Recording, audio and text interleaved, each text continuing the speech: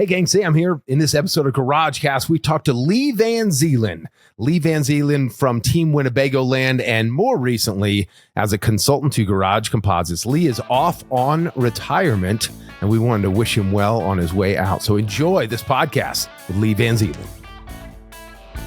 This is a show for anybody that has something that they want to say. It's going to be full of people with a lot of energy, CEOs, OEMs, vendors. Best practice ideas in this industry and of neighboring industries. We're talking to people that are on the cutting edge of processes, management. Serial entrepreneurs, authors. We really have a feast of all different types of senior level people.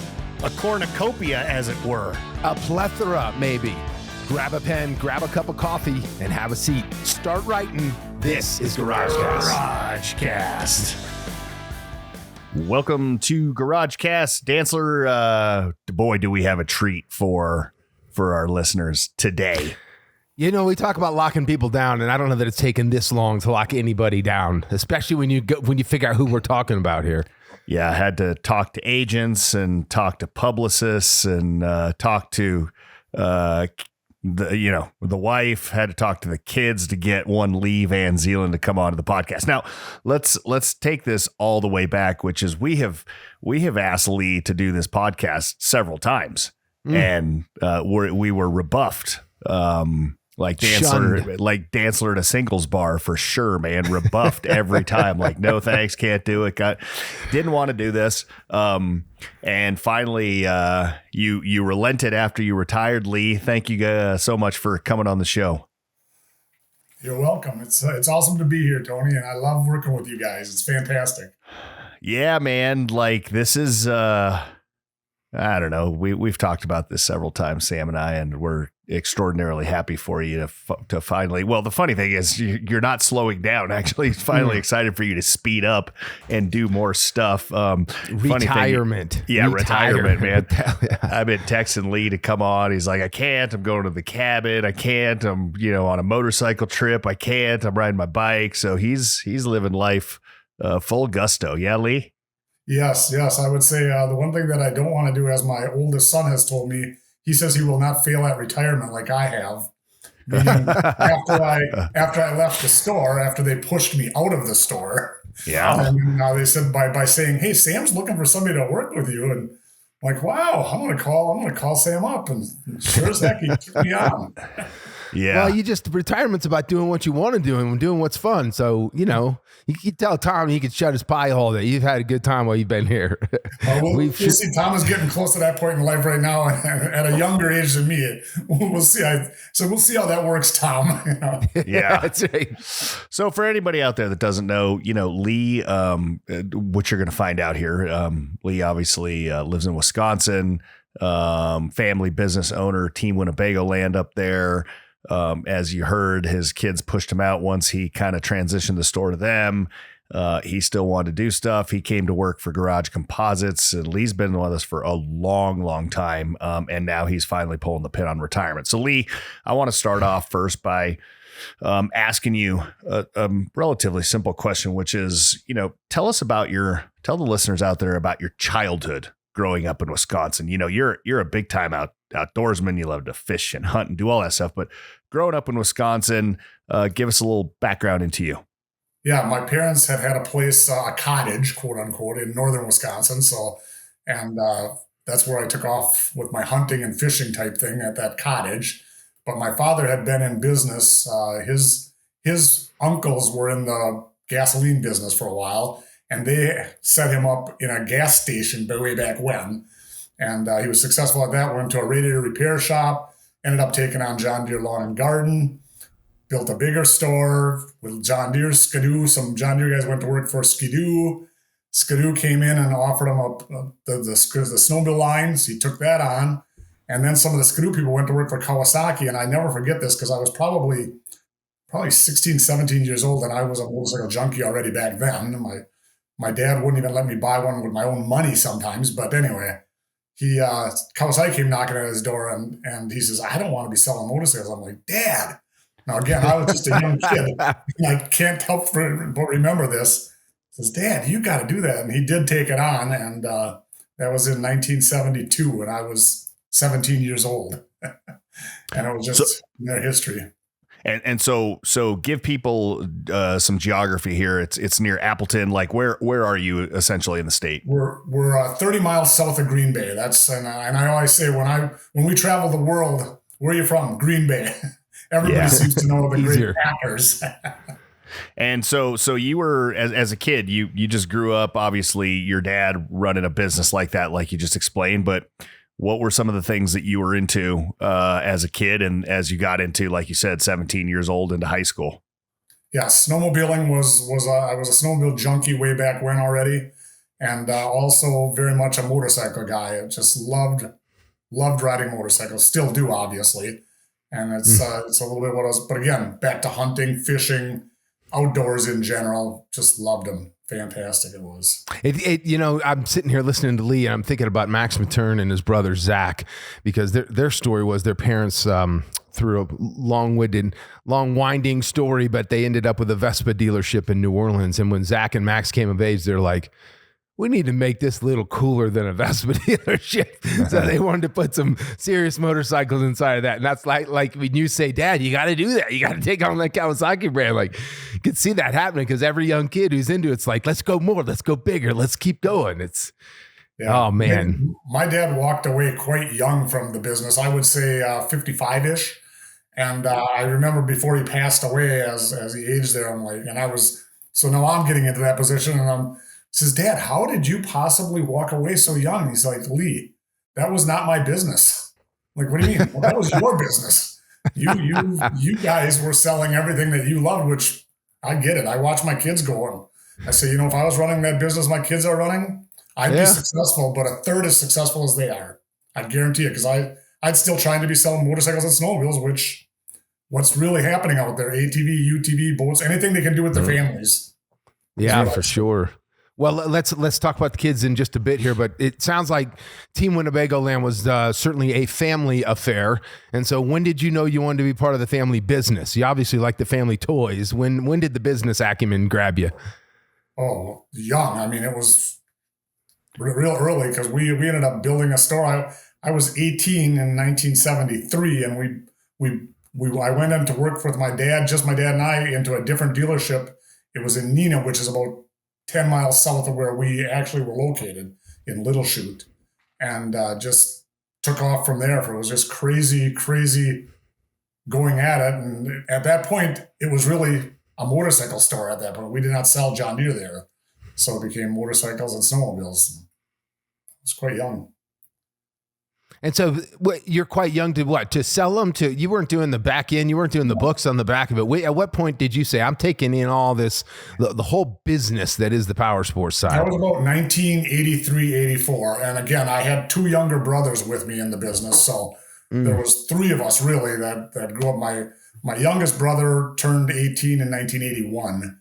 So it was about that period of time that all of a sudden all three of us were involved in the business. My dad was the bookkeeper. He was a numbers guy and did a great job of that, obviously. Loved him. I loved having him there. But we were the enthusiasts in the sport. And back to the F&I, Sam, that didn't even exist back then. Right. I mean, there was no such thing as an F&I department. How long were your brothers involved? Well, we were together all the while until we sold out. And truly, I think we might have had this conversation when my kids were on the podcast with us that one time. We ended up having a succession plan that was involving my kids and my next brother's son-in-laws. And because they were working, we had two stores at that time, one in Green Bay, one in Oshkosh. So when we ended up doing this, my kids ended up saying, Dad, I don't think this is a good idea to be partners with all of these people. We know there's issues with even family, just trying to keep it all together. So I give them a lot of credit for that. And it was a hard conversation between my brother and I saying, hey, I think I want to buy you out and you're going to have to buy me out and we're going to have to go separate ways, which is kind of funny right now because my kids are competing with my brother's son-in-laws or my brother's families. So the families are and we still have property together in northern Wisconsin. So it's working well though. It's really good. Hey, Lee, is there part of you that thinks, you mentioned that your dad retired at age 55 and he said, no, this is your business. And Is there part of you that thinks he would have enjoyed what it became and that maybe you don't want to retire right now because of what this may become with your kids at the helm? Or are you just like, nah, I'm done, I'm out? No, I would say absolutely. Again, my retirement from the business, that's when I started working for you, Sam. Yep. So that was quite a while ago. And again, it was a matter of just getting out of their way, really. And truly, Sam, I didn't know how to leave the store. So I lost my office, but I ended up working out of the conference room, basically. And that's when my son heard about, hey, Sam Dance was looking for somebody. You should call him. And when I called you, Sam, you said, yeah. So.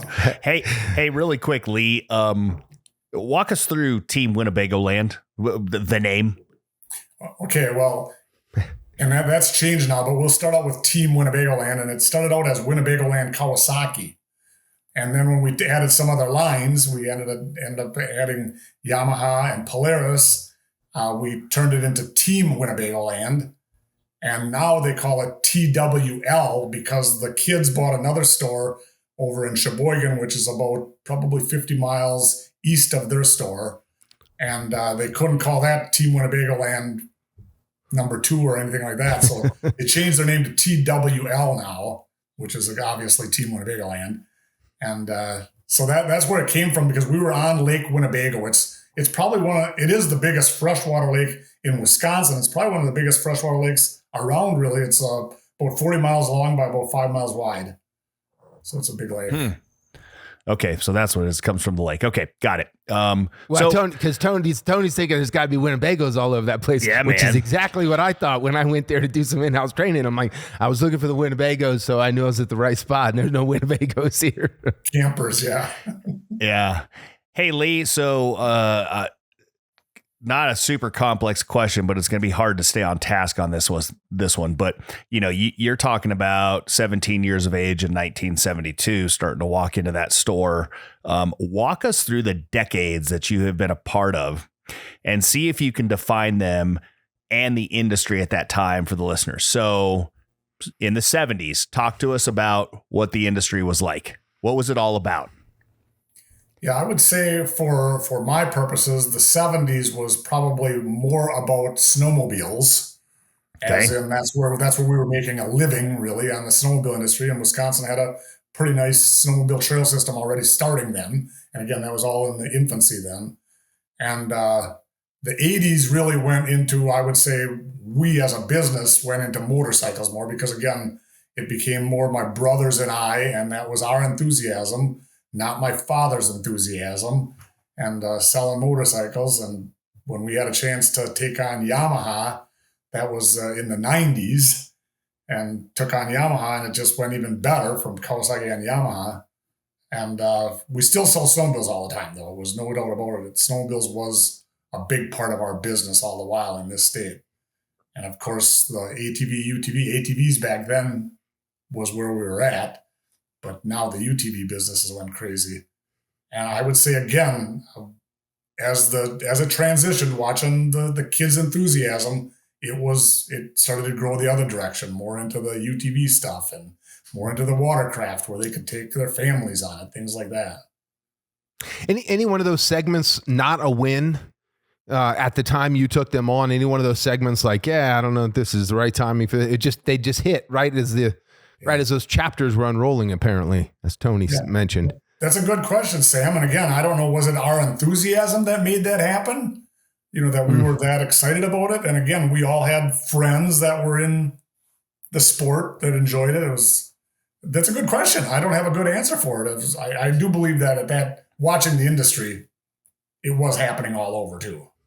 Yeah, it's like because Tony started off with the 70s, but you talk about the 60s, and you got BSA and Triumph and Harley Davidson and all this kind of stuff, and then you had all the Asian brands that came in and really monopolized power sports, but you weren't yet in power sports, right? Because you were in the snowmobiles, and it took another decade for you to really adopt those, and they had probably made their name by then. And I just wonder that those cards seem to align quite nicely for you. Yeah, and again, I think that happened from the manufacturers a lot of times because again, the Skidoo guys went to work for Kawasaki, and the sales, and then they come knocking at your door, and it's like, well, hey, I knew Sam, and he was a great guy when he was selling to me with Skidoo. Let's take it on. And again, those were some decisions my father was making more than I was making at that time. But we were. Hey, Lee, was there a decade that you can think back to that was like your favorite decade? I'm sure each one comes with great memories and this was a challenge, but this was where it was fruitful. Is there one that you were like, I just really enjoyed it then? I would say, Tony, first I would probably have said the 90s was probably my favorite time, but really, truly, I would say it was more into the first part of the 2000 decade there, because that was when we started in a 20 club. Because up till 1998, we had not been in a 20 club. And when we joined our 20 club, I probably have told you guys this before, we went to our first meeting, my brother and I, thinking we were going to teach everybody in the room how great it was, because our father always told us, if you put $50,000 to the bottom line, you're as successful as you can be. And we were doing that every year. We were just like, yeah, home run. Went to the meeting and we just got our butts handed to us. It was such a great experience, really, to have that happen, because that really taught us a lot that we needed to join. And from that point forward, as our wives tell us, we were never any fun anymore, because we were never doing good enough. We could always do better. Well, that's where I thought you were going to go. I thought you were going to say 70s or 80s, right? When we were just, slinging from the hip and we had no idea what we were doing and we were making money and we were young and had no responsibilities. And boy, you jumped right into the responsibility decades there. I think it's always fun, Sam, to have some control, right? I mean, as you can probably say as an owner of a business compared to working for Ed or whatever, I don't know this, but sometimes you have more control over what you can do and can't do. You think Tony's less controlling than Ed was? That's a whole nother podcast. Hey, let me ask you though, was that your favorite part of owning a power sport dealership? Was it the control factor? Is that the most rewarding part of it all? No, I would say, I mean, again, maybe control's the wrong word to use there, but the success of it all, the fact that it's like scoring touchdowns, I guess, if you're a big football player or something to that effect. I would say that it's being successful is what was my favorite part, really, and I was in control, obviously, doing that. Or I can't say as I had all control, because obviously my staff is the people that made it happen. It wasn't just me. So Lee, let's get into kind of a different side of life. And I think I already know the answer to this one, based off of talking to you several times. But what was the hardest part about owning a power sports dealership? I don't think I know the answer to that, really, Tony. I don't know if that sounds stupid to you or not.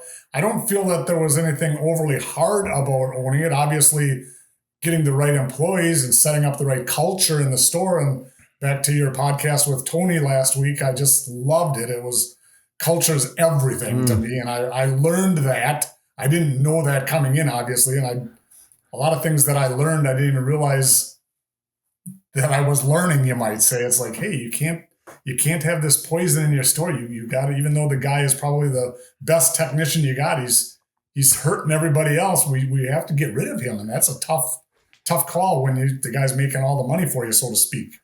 But so I would say, again, I can't relate to any really tough times. I mean, other than financially when we had the economic downturns, but something, my father was a little bit of part of that in the early times. And he's like, hey, cut your inventory. I think things it was a gut feeling. And we did. And son of a gun, if it wasn't the best times of our life, because we were all buying stuff from other dealers at 20% off. Does that make sense? Yeah, no, it does. If you can get in front of it, I can't imagine you stayed in front of every one of those trends. And I do remember the last time we had you on the podcast, you were saying some of the most enjoyable times of being on a 20 club were when you had to figure this stuff out, when the industry got hard. Can you elaborate a little bit on that? Yeah, and again, trying to figure out those times was when is it going to happen? And I've said to the dealers I'm working with right now, this is nothing that you can see. It's a gut feeling, and there's not saying you're right about your gut. I'm sure you're going to make some mistakes sometimes, but it's like, hey, cut your orders. Quit taking stuff from the manufacturer. You just got to say no to them. And so it's hard to say no sometimes, right? But yeah. want to have all the stuff so that you can sell it. But Ed always said you never went broke for what you didn't buy. That's a good point. Yeah. How old was Ed, by the way, when he retired? When he retired or when he passed? Which time? When he retired from this or went to the motorcycles or what? Well, when he got out, when you guys basically took over at that time, when he was 2004 is when we did the name change when we went to the RPM group, and I believe he was he was early 60s at that point. Okay. 61, 62, somewhere in that neighborhood. Okay, interesting. Yeah. I always thought he was older because he walked around with a tracksuit unzipped halfway down, gray hair, gold chain hanging out. You'd have thought he's from the car industry.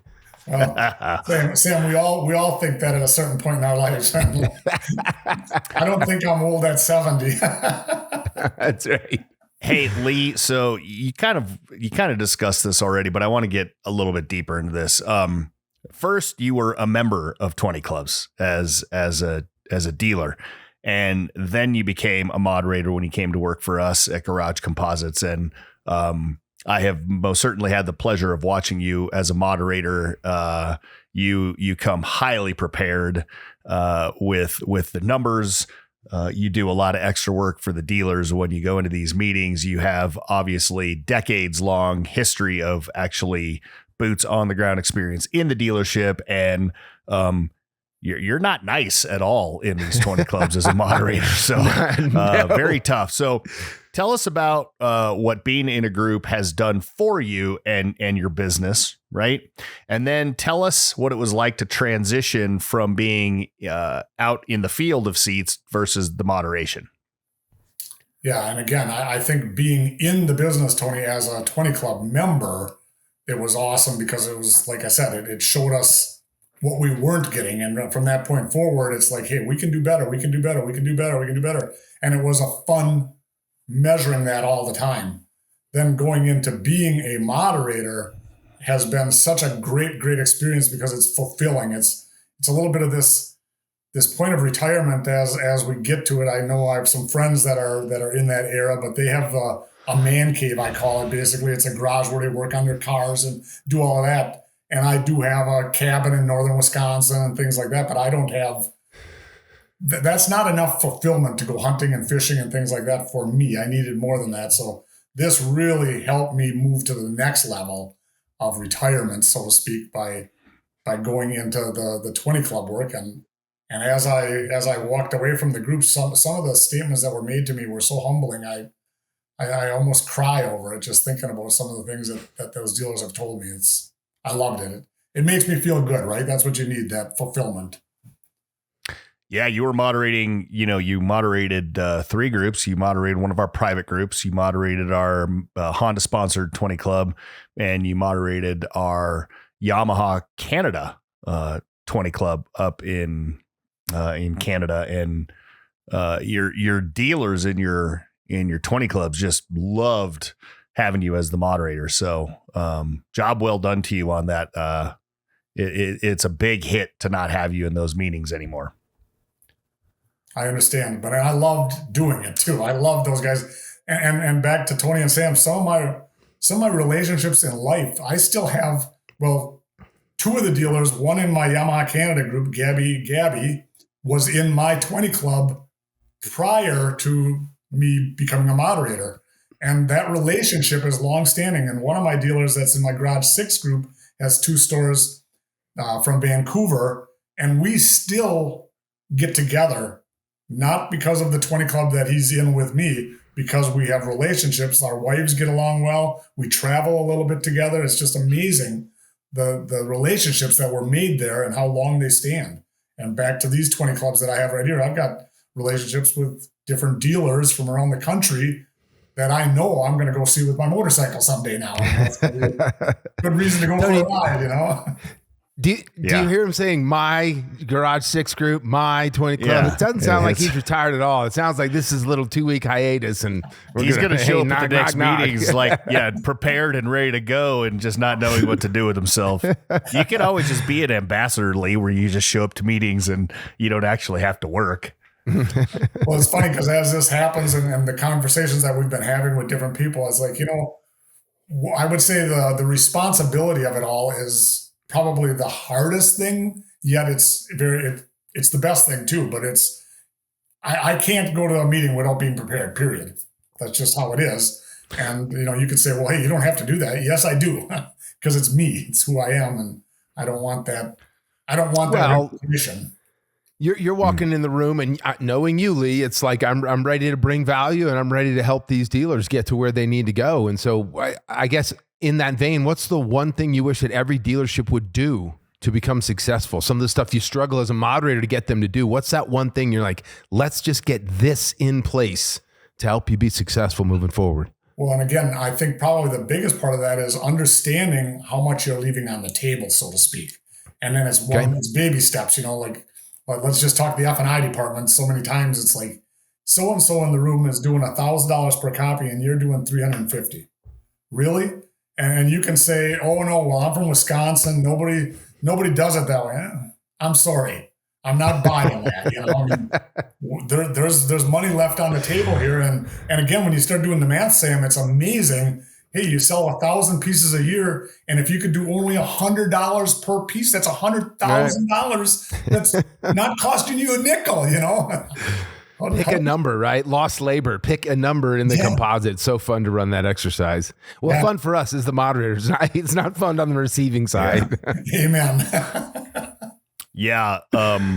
I definitely, and that's so those that are in his 20 clubs will remember shit was about to get real when Lee stood up and he'd have his papers in one hand and he'd put one leg up onto his chair and he put the other hand down on the desk and he would just start pontificating about, hey guys, here's the problem. You are not doing this and you know how much money you're leaving on the table. And yeah, everybody that knows Lee knows that position. And you definitely had some heartburn on some different things. I wanted to find out what it was and it is hard.